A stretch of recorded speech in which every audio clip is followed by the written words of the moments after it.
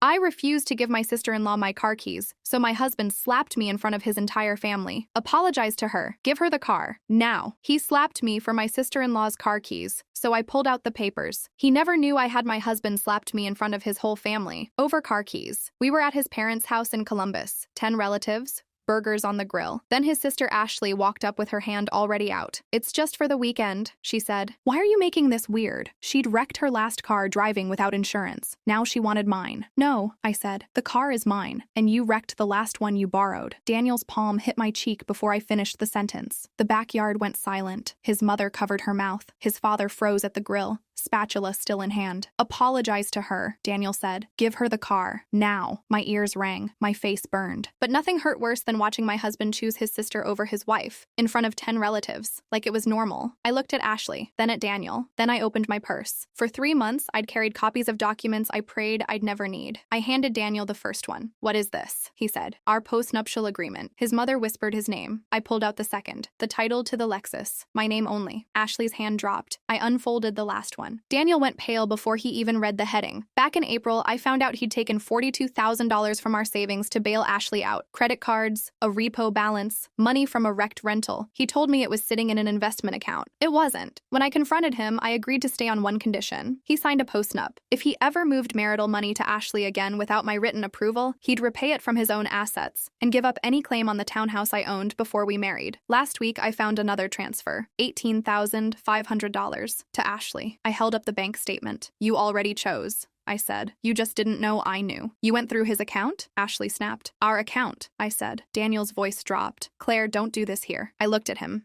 my cheek still burning. "You did it here." I took my keys. I walked through the silent crowd. I drove away. Daniel shouted my name twice. I didn't look back. I drove straight to my friend Megan's apartment. She wanted to call the police the second she saw my face. I hesitated until she asked me one question. If he did that with 10 witnesses, what happens when nobody's watching? That night, at her kitchen table, I held ice to my cheek and finally made the call. An officer photographed the swelling. I gave him every name from that backyard. Daniel called 19 times. I answered none of them. His texts told the whole story by themselves. "You made me lose control. I'm sorry, but you pushed me. Please come home. We can fix this." The next morning, my attorney pulled the postnup up on her screen. The transfer was documented. The agreement was ironclad. By noon, she'd filed for divorce. I thought that was the worst of it. I thought the papers in my purse were my only weapon. I was wrong. 3 weeks earlier, without my knowledge, Daniel had opened something in my name. Something that hadn't shown up on any bank statement I'd checked yet. Something I wouldn't find until 2 in the morning, 4 days later, staring at a document that made the slap feel like the smallest thing he'd ever done to me. Full story on channel, link below.